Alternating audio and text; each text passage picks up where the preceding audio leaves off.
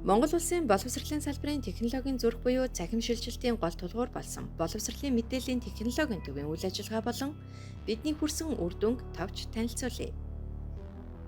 Манай төвөнд 2020 онд Монгол улсын засгийн газрын тогтоолоор Эрдэмнет сүлжээ болон салбарын мэдээллийн системийн багуудыг нэгтгэн байгуулагдсан юм.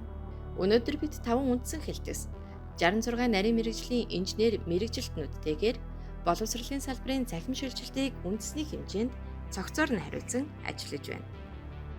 Дэд бүтэц ба сүлжээний хамрах хүрээ.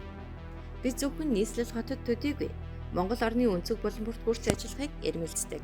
Өнөөдрийн байдлаар 700 орчим төрийн өмчит сургууль, 627 шилэн кабелийн холболтын тогтвортой байдлыг ханган ажиллаж байна.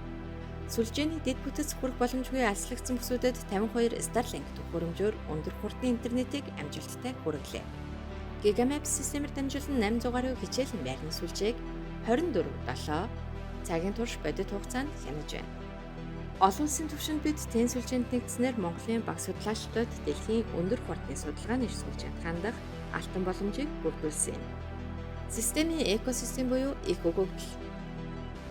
Бид боловсролын бүх шатны мэдээллийг нэгтгэсэн 10 гаруй томоохон системийг хөгжүүлж ашиглалтыг нь хариуцсан ажиллаж байна. Үүнд SSC-г эдүүцэг юм.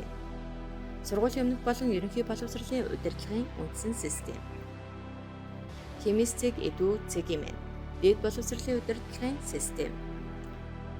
Твитцэг SSC-г эдүү цэгимэн. Мэргэжлийн болон техникийн боловсролын систем. Мэдлээ цэгимэн. Интерактив контент болон цахим сургалтын нэгдсэн сан. Эдгээр системүүдээс гадна эцэгхийн хяналт тэтгэлэг, төсвийн төсөөл тусгай зөвшөөрлийн системүүд нэгдсэн их өгөгдөл буюу Big Data болон төвлөрч байна.